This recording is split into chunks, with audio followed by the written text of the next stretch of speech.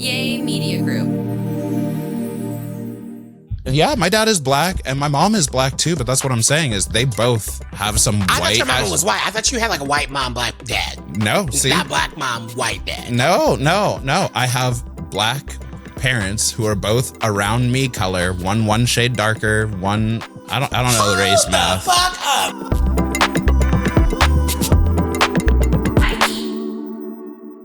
Yvie, how the hell have you been? What's been going on in your world? Like, I'm so happy. Welcome to Highkey, everybody. We are back. I am so happy because this is the start of sort of like new. Yes, it feels so right. To be here with you, actually. See? Disney, please don't sue us. No, but it's actually, so it's a fresh start of Highkey. We like spent the last few weeks getting out some old interviews that we did at the tail end of last year. And honestly, y'all have been loving it. Shout out to Naomi, to Trinity, to Willem, who just came out. Like, continue to watch, continue to share. Please let us know your thoughts. Because yeah, I knew those girls were going to give us good goods, but I didn't know how much and like how it was going to register. And I think a lot of people really actually liked the fact that we dived into like All-Star 7 in a real way. Yeah. And like they got like really good tea with like Trinity and like how queens think about a winning queen and like how that, you know, like, and so it was really interesting. Like shout out to that. I'm really, really excited about those, but I'm also excited about kind of like this next new era of Highkey, you know? Yeah, girl. We're in the now. We're in the now, girl. We are in the now. But no, seriously, Yvie, how the fuck have you been? What's been going on? I've been wintering, you know, like you're giving it right now. I'm like, it's like a mixture of if Xenon went to like Aspen. Oh my God, if Xenon went to Aspen, I would watch that. Her trying to snowboard or ski for the first time. Yeah, but she'd fit in. Girl, she's the right color. Wait. As the snow? Girl, as the rest of Aspen. I accidentally went up there. Well, not accidentally. Yeah, kind of accidentally. I accidentally went up there with Doug in this last year. And you know a place is white as fuck when you're just like passing through town and they're randomly on their like food culinary excellence, a 5-star event. And I'm like, bitch, it's like the middle of September. There's like nothing else that should be going on. And all these people are like flying out their best bougie set, like chefs. You can't go to a dive bar in town without like the server being like, oh yeah, we have a brioche steak slider. We have fancy sloppy joes. I'm like, get me out of here. First of all, does Aspen even have dive bars? Like, all I ever imagine is like last holiday, Queen Latifah. That's where you go when you're about to die and you just want to spend all your money and just be around white people. Like, that's where I picture, like, what I picture Aspen being. Because, like, even when I was in Park City, I was like actually finding out how, because there's black people there, but I was just You say defensively. Don't get me wrong. I saw a black person. Black people there, and like the black people I was talking to actually in their spare time went skiing, and I was kind of shocked by how skiing was a black thing. Not really. There's a Black Ski Week. Like, there's a whole thing that I didn't know there was a culture that sort of like, that's where black people went, because I don't consider skiing, snowboarding, listen. what's the surfing? I do not consider those black things. Well, more specifically, I just think, okay, and I know everyone loves Cool Runnings as fuck, but also oh, absolutely. Winter sports are not black people's sports, which is why it's super dope, amazing when black athletes excel in winter sports. Absolutely. Like everyone was talking about like the first person to, I saw this post online where somebody was talking about like the first person to land a backflip on ice or whatever, or a legal backflip.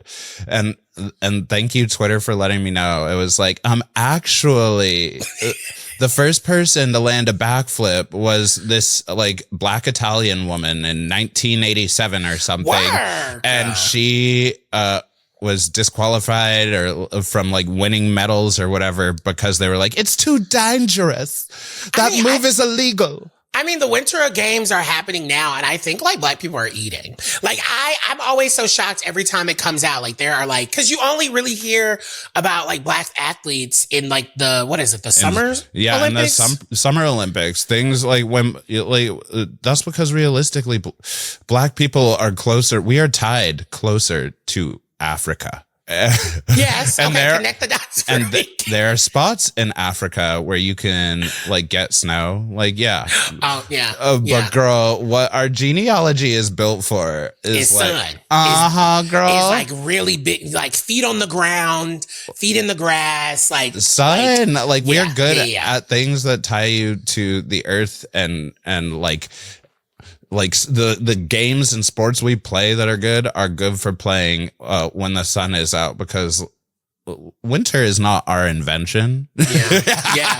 No, not literally, honestly. And it's always so kind of wild to me that when you like really think about it, like Black History Month is actually in the winter, when I feel like we deserve it to be like around like Juneteenth. It like should Juneteenth be. feels like June, honestly, at that intersection. I mean, because it is like, it's obviously Pride Month. And then of course it's like also Black Music Month. And then like, I just feel like a Black History Month in June just really works better for me versus like a February. Because if I'm being quite honest, I did not realize that when we released Naomi, that was like the start of our, like you mentioned, like that was the start of our Black History Month. And to be honest, and I don't know, I haven't even thought about it. Like I forgot, like it was literally Black History Month until I feel like you said it on the pod and we were like, oh, yeah, it is Black History Month, which kind of, does that make me a bad Black? Does that make me a bad Black? Listen, girl, I'm not the one to be judging.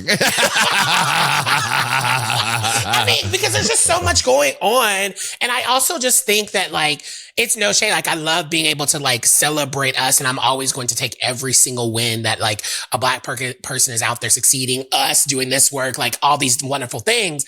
But like also, it just doesn't even really feel like we're in a time of celebration.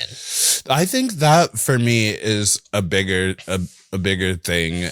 Is it's weird. It's kind of like how when you grow up and become an adult and start like living life and it's stressful and you've got bills to pay and shit, like even if you're still celebrating Christmas, it's not like the same as when you were a kid and you were like, ooh, let's listen to Christmas music nonstop. Like I use my Christmas tree. I just took my Christmas tree down, mind you, this weekend, but I was using it as a lamp. I know. I was using the lights as a lamp. I wasn't even using it because I was feeling festive about Christmas. You were just like, God, but there's no light in that corner. I need a light right there, and my Christmas tree works perfectly. But sick as it may sound, I feel like that's kind of the metaphor for Black History Month right now. You know, our current administration is trying to wipe any pride of any sort of difference or celebration of culture that isn't red, white, and these are my blue jeans. I hate you. My jeans are blue. Oh my God. Well, okay, we got to take a quick little break, but when we're back, we're going to actually talk a little bit more about Black History Month. Honestly, I'm probably going to talk to you a little bit about why I think Tyra Banks is Black history, and you're just going to fucking deal with it when we get back. Oh, shit. Highkey.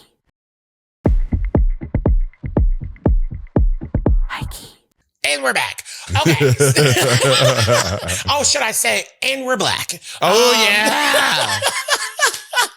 No, but I think you're so right about a lot of different things. But I'm like, I feel like the ways that I used to think about like Black History Month was really from like, of course, an educational POV, like what we were taught in school, which depending on where you grew up could have been the bare minimum of just like the big three. My big three is Martin Luther King, Harriet Tubman, and Malcolm X. Like that was like, I feel like a lot of the extension in the South of like what you learn about Black history in a lot of ways. Like I feel like I didn't learn about how expansive Black history was until like I was older, until I like actually surrounded myself around, you know, Black queer folks or Black people in general. Because I also grew up in a very suburban neighborhood, and yes, there were Black people there, but also like It's Tennessee. You're like, it's Tennessee, girl. It's Tennessee. Like, Tennessee is a white honest. ass named state. Like, let's be honest. Okay, so, but you know, that's interesting to me, though. I would have actually assumed it was the other way around because, like, you know, if my schools didn't do a good job, my family was definitely going to rear me and, like, first of all, let me know before I even know what black is. Let me know that I should be proud to be black. And then for sure. Okay, yeah, sweet. I'm with you. I'm proud to be what I am, I guess. But it's kind of funny because everything about like social identity that I started learning, you know, queerness, the United States history with oppression, all of these things started happening in third grade when I was like 8. And that's because we got our like broader subjects of the world. We learned about what the Holocaust was. We learned about slavery, and it was like, damn, this is a really messed up world. But I realized that part of the reason, at least I got that very specific education, was my third grade teacher, Mrs. Garrett. She was like in the same spiritual religious group as my family was. So I was like, oh, we had secret black teachers in Denver. I got shit. Not you had like the educational like Underground Railroad like helping you, which honestly like I said, it does not shock me. We talked about this on the show that like you had like an immersion of blackness in a real way because of like how your family was set up, like how you grew up. I mean, they were activists like that totally makes sense. And I think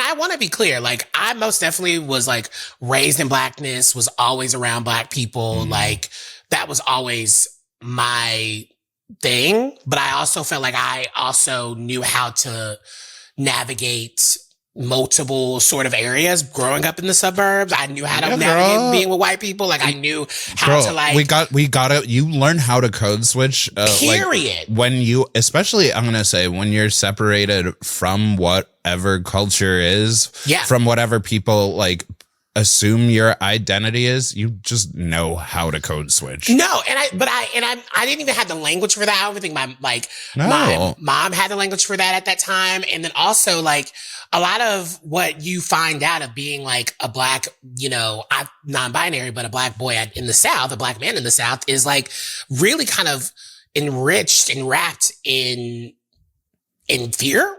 Yeah. I mean, there were so many things. You're always just being told of how to navigate and how to like deal with like these social kind of moments in society. And like, I was a young kid that was always low key getting in trouble because I talk too damn much. In your face now because I got a podcast.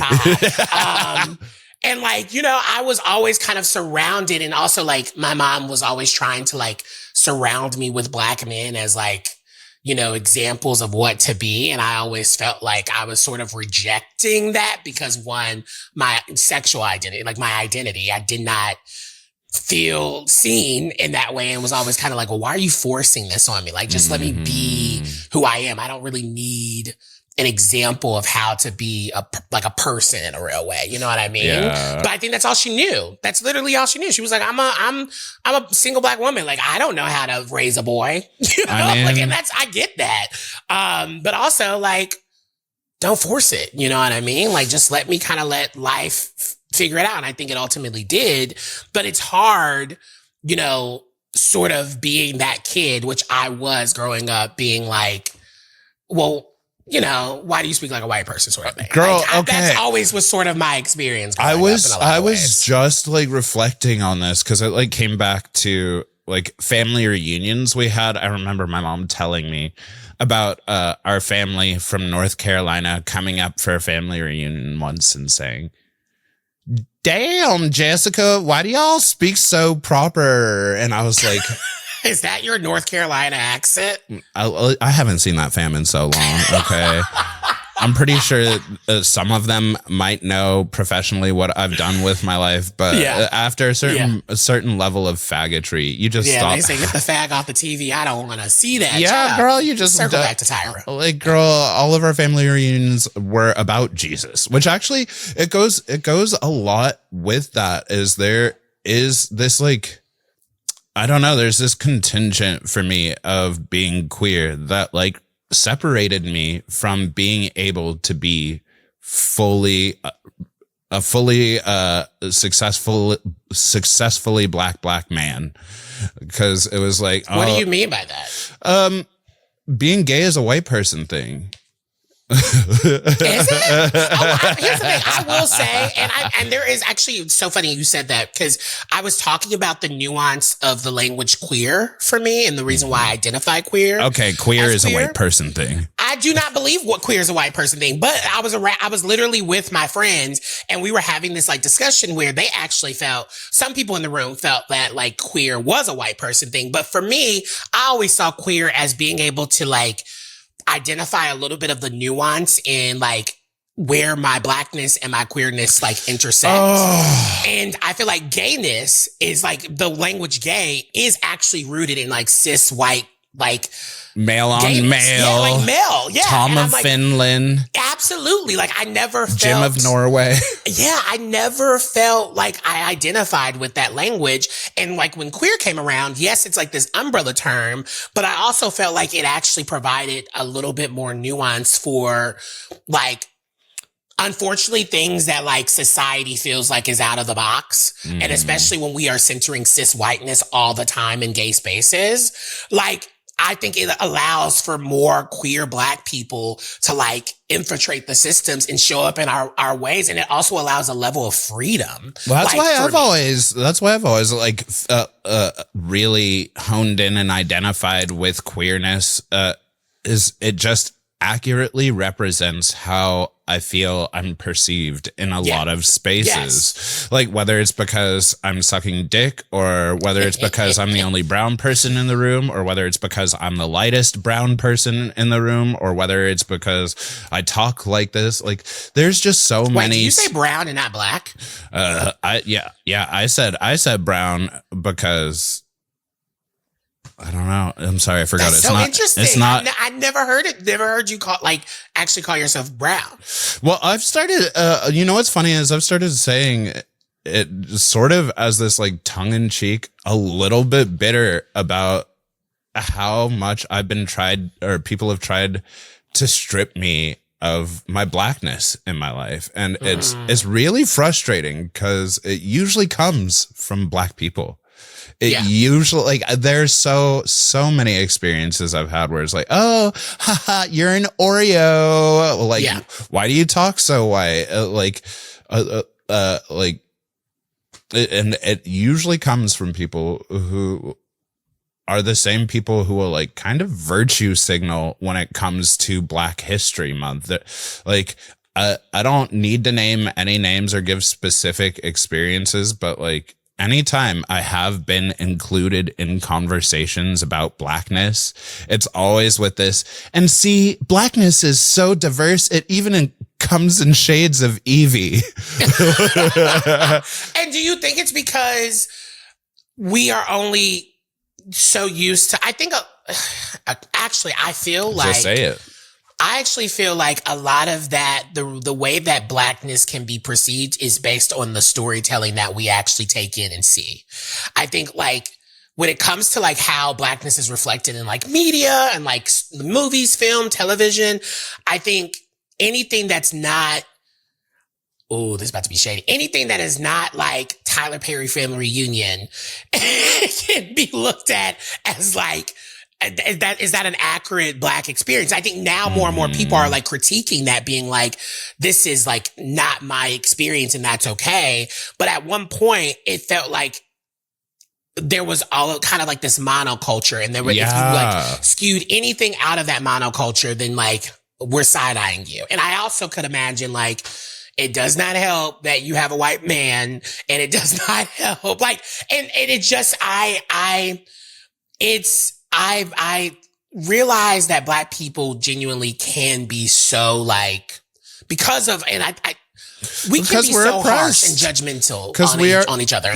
We're an oppressed culture, and of course there's going to be this bitterness when it feels like you come from an oppressed people, and we all get what this is like, and then you watch somebody betray you. And that's what it feels like, is there's this, this betrayal that is projected onto whatever the fuck you'd call us, like people who are alt black.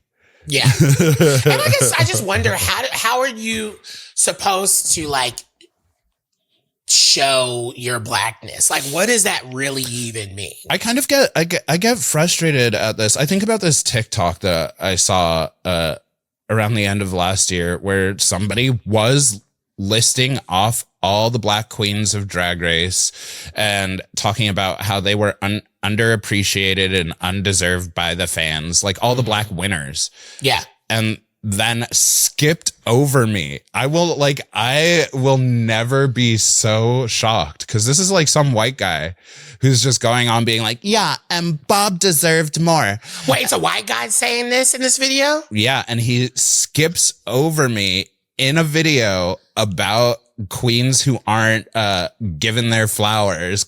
And then that's actually insane. One, that just shows how white people in that fandom, they be overstepping quite a lot. Girl, exactly. Because how are you gonna make a comment on how black people are not getting enough flowers or whatever, are not getting the praise they deserve, and then like intentionally skip one for the reasons he gave? He was like, well, I don't feel like Yvie's blackness was a part of her narrative, where in the same way that these other girls were. And that kind of pisses me off because my blackness is every bit as a part of my narrative. When you show up. Yeah. And it's something that actually I got into a lot of, I think pushed a lot of fights between me and the other black girls on season 11.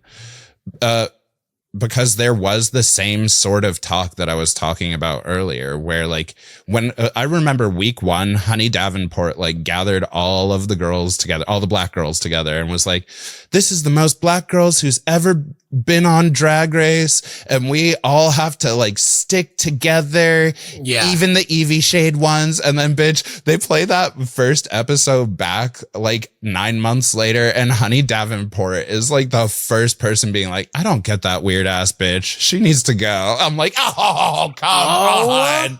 I think it's so interesting because even sometimes like I've experienced being in spaces where, and someone has told me this, like when I was doing radio and we had like, I had a guest on, a person that I was like a fan of and still is a fan of and like a friend.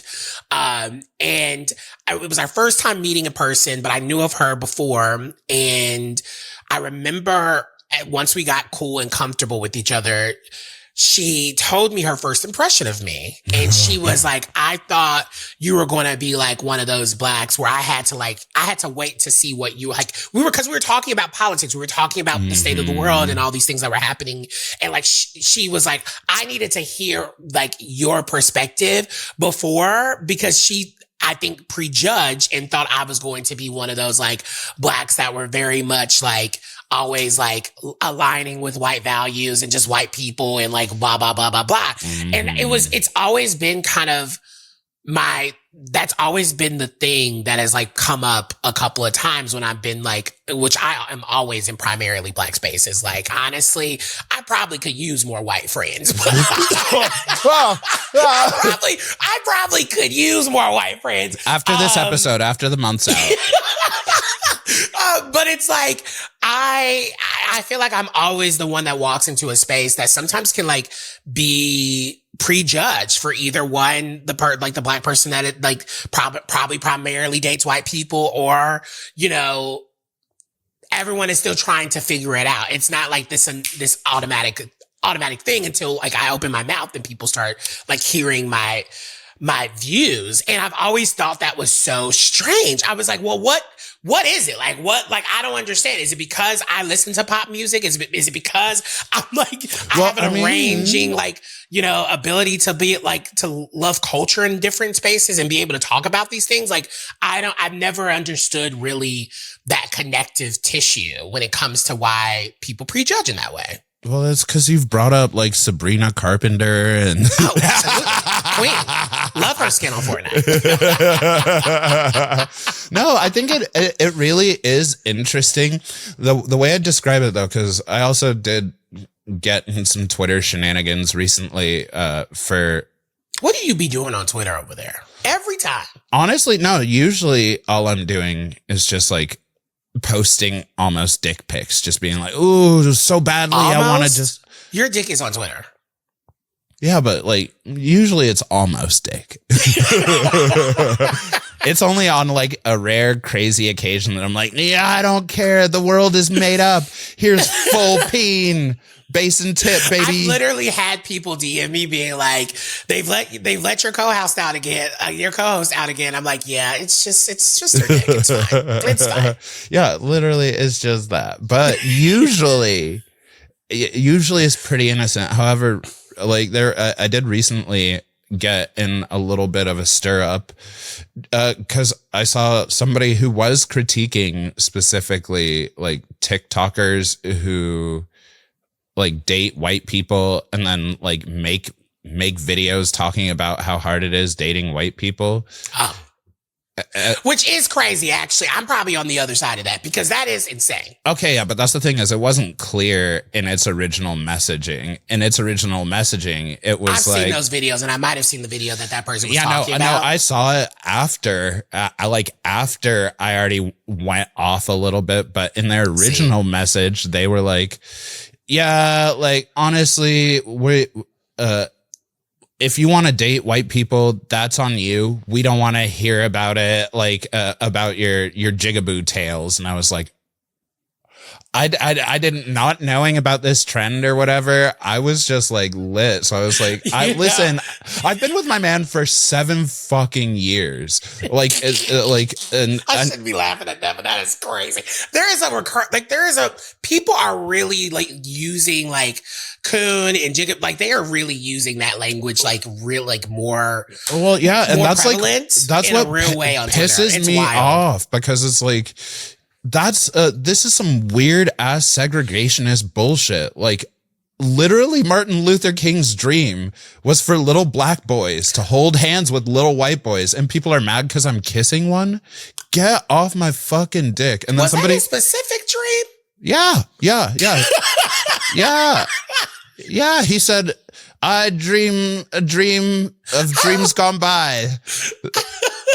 I mean, I don't know if that was his specific dream, but No, it was literally a line in his speech so that one day little black boys will hold hands with little white boys and join hands and sing, "Let freedom ring, let freedom ring." Yeah, but I also think that leaves out the like, just saying that also for me leaves out the actual like nuance that comes with the reason why I think people have like black people experience, like black men specifically, black queer people have experienced such levels of fetishization from white folks and white queer people. And I think that's what goes into that.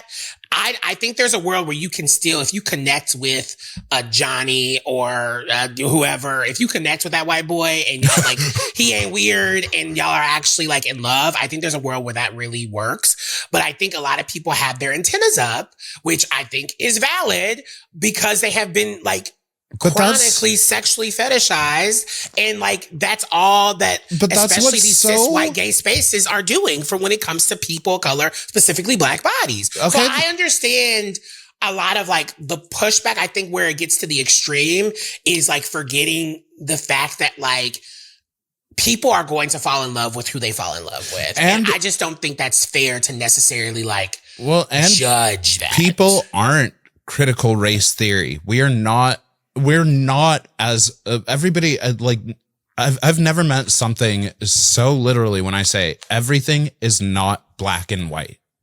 Like True. I am literally proof of the in-betweenness and the confusion. I remember how proud I used to be to tell people that I was mixed, to be like, you were one of them. Yeah. Well, that like I'm complex, that especially because they'd be like, okay, so which parent's white? And I'm like, neither.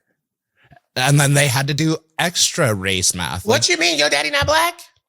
I mean, they both have some white in their genes. Listen, my dad is black. My dad is black. Yeah, my dad is black, and my mom is black too. But that's what I'm saying is they both have some white. I thought your mom was white. I thought you had like a white mom, black dad. No, see, not black mom, white dad. No. I have black parents who are both around me color, one shade darker, one I don't know the race math. Fuck up. Your mama not white? No. I thought your mama was white. My mom so is she just my mom with, is like, my mom is Oreo white. she's where I get me from. And actually my dad too, because he just is better at code switching. Okay, wait, maybe I've just never seen your mom. I think on the outside, does your mother look white? Like, is she white presenting? Nope. Really? My mom is me colored. My dad is like me with like a little more coffee in his cup. So why do you say you're mixed then if you have two black parents? Because I am mixed. Because mixed is the experience I grew up in. That's very Raven Simone being like, I'm not an American. Like, or she's like saying like, I'm American. Like that meme that. Yeah. Oh God. Wait, this is blowing my mind. I grew up understanding how complex being mixed was because like the strongest example of love I have in my life, the people who have been married a whole lifetime are my grandparents, are my like interracial grandparents who acted as like my first, second family unit, you know? And so I've always seen like love between people with vast differences as being everyday normal. All of my first best friends, I just realized this the other day being like, how did I have any relationship to blackness or whiteness when I grew up in like such a white space? And then I realized my first 3 childhood best friends for like the first 5 years, 6 years of my life are all mixed. We are all mixed. We are all like biracial, multiracial people. And I think I'm like still soaking. Want to know like, why? I think my mind is being blown because when you're saying you were raised by white people, whose side of like the family was white?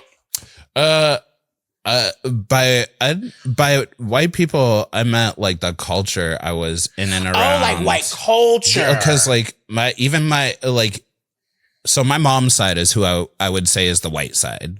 Like, cause they are my Oreo side where like my granddad did not have a typical black man story. He was like a business banker. So he was able to like be kind of white passing and like navigate through life in more of like whiteness.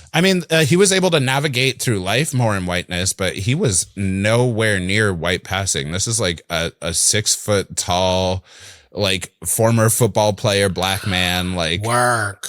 And but like, this is my example of like what I identified as. I was so proud to be the product. Even if my mom was adopted, I was proud to be the product of proof that like Martin Luther King's like dream could be achieved.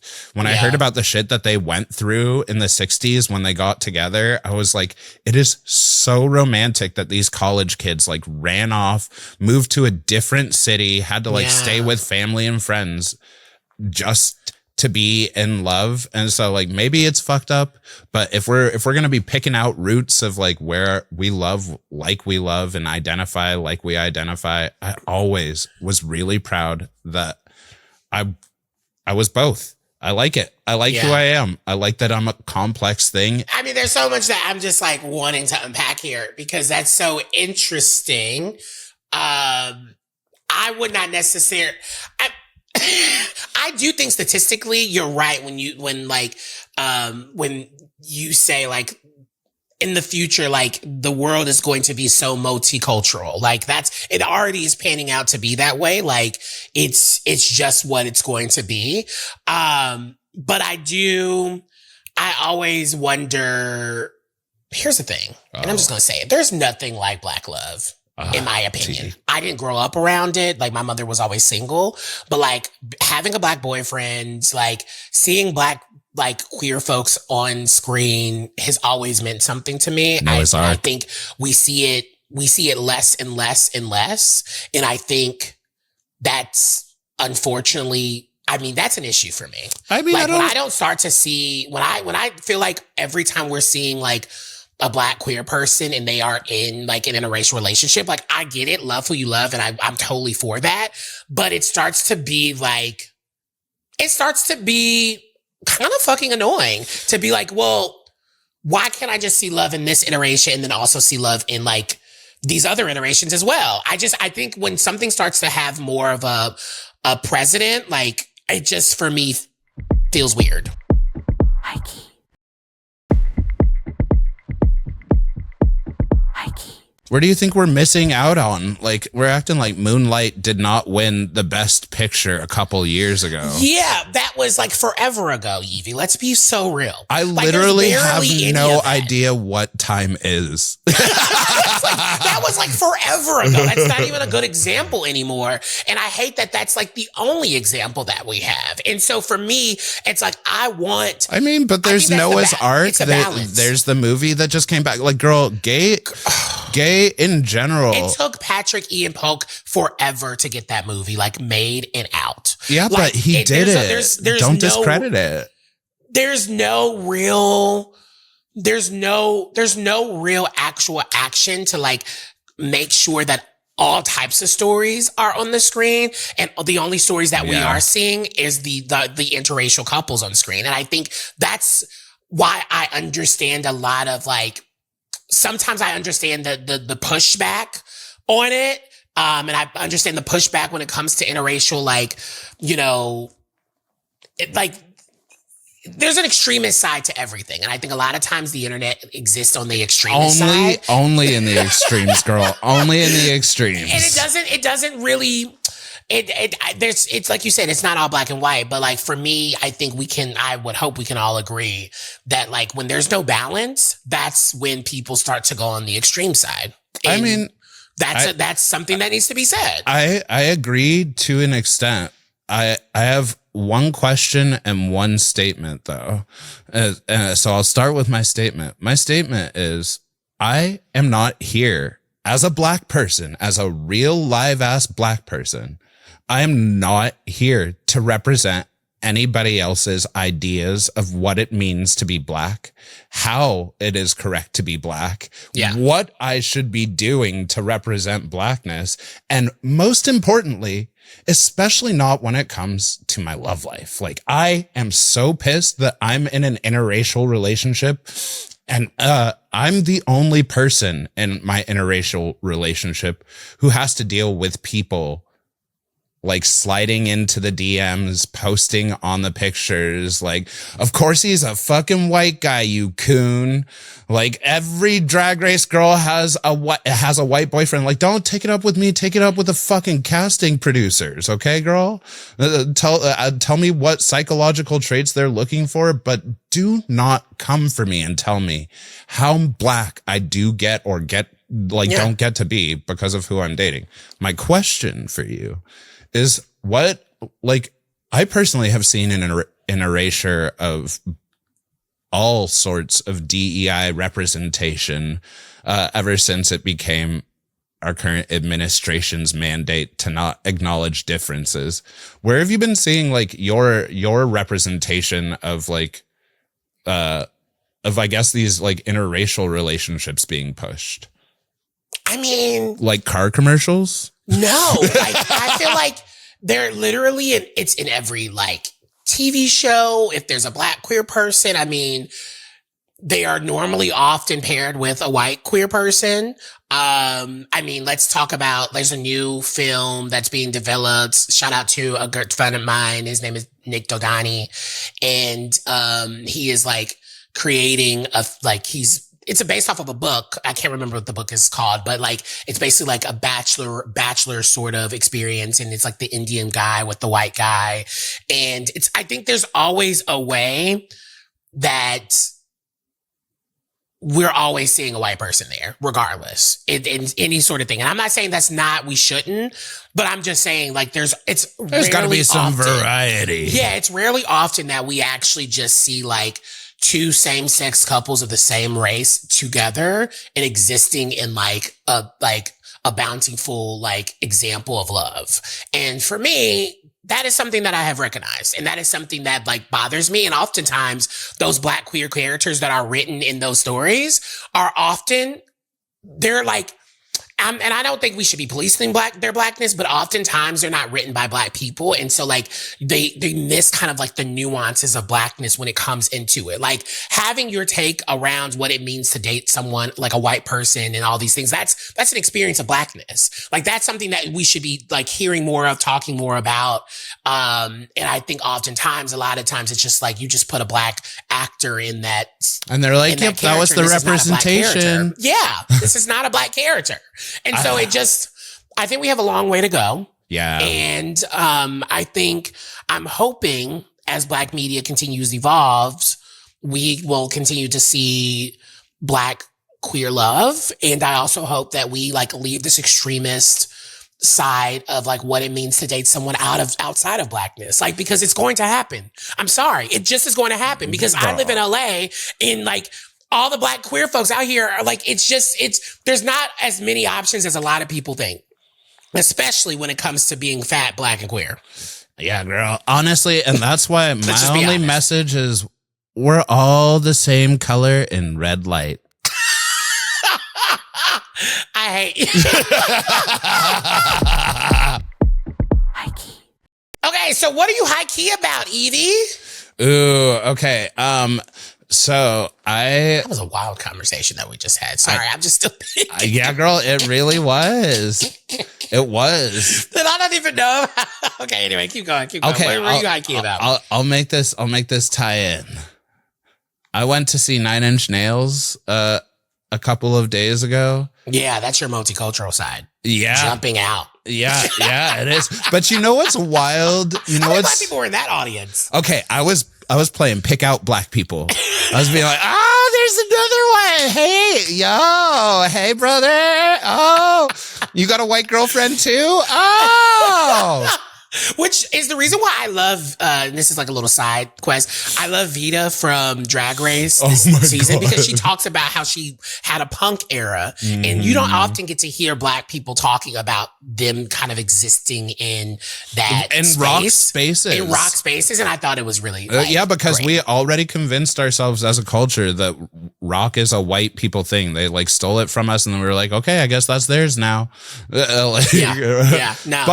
But actually, all of the rock introductions I've had were from the Black men in my life. Like I was introduced to 9 Inch Nails by my dad, who only ever played oldies in his car growing up. And then I remember like I was 13 or 14 or some shit. And he puts on Closer by 9 Inch Nails. Oh. And starts singing along like, I wanna fuck you like an animal. And I am just shocked. And he's like, you've never heard this before? And I was like, I didn't even know you like this type of music. And then got me in. You know, my stepdad, all he played around the house, the only rock we ever listened to was Jimi Hendrix. And so like, Chuck Berry, you know? So that was my introduction to this world. And it was also something I was proud of. Another complexity. Was it a great concert though? It was fucking beautiful. It was nuts. So right now I'm high key about the Blackness of liking 9 Inch Nails. I am high key about, because I brought her up earlier. I'm actually very high key, no matter what you all say and how much hate she probably gets and will probably get one now that this documentary is out. I'm still very high key about Tyra Banks. I think she's like, when we talk about what representation of Blackness sort of looked like on screen, she is someone that immediately comes to my brain because of America's Next Top Model. And I cannot wait to watch Reality Check, America's Next Top Model. They're diving in deep. I mean, they got all the OG judges, everybody. Tyra is in it talking about it. And shout out to my old producer from MTV, Vanessa, who is like a producer on the show. She is most definitely moving on up in the world. So congratulations to her. But I'm just excited because every fucking clip I keep seeing of this like thing is just like, oh, y'all are really talking. Like y'all are really like diving into like this thing. And I just feel like America's Next Top Model was such a specific time. It came out in such a specific time when, you know, reality TV was the Wild Wild West. And anything happened. I mean, Girl, some crazy shit happened on that show. Some of my favorite crazy shit. I love it. And it's because it's all illegal now. Absolutely. But either way, I'm Highkey about that documentary, and I can't wait to watch it so we can then come back and talk about it here. I'm so excited. So yeah, that was the show. Hopefully you all liked this discussion around Black history. I think we just kind of like fell into it in a real way. Let us know what your thoughts are, please. If you have any thoughts, let us know in the comments. Share the episode, subscribe to our YouTube. I think we're about to hit 3,000 subscribers on YouTube, which is like great. Shout out to us. Come on. And make sure you're following us on social media as well, like all over at Highkey here on Instagram, the TikTok, all the things. And yeah, anything else I'm forgetting, Yvie? Like, follow, subscribe, leave nasty comments on Apple. They will. You know, and reviews. Leave us a review on Apple. Yeah, that's what I meant by nasty comments. Yeah. Leave us a 5-star review. And even if you don't, I don't know, leave us a 5, like a 4 if you feel like it. Yeah, if you hate us to death, give us a 4 so that we believe we could improve. All right, y'all. We'll see you next week. We'll be back. Bye. Bye. Yay Media Group.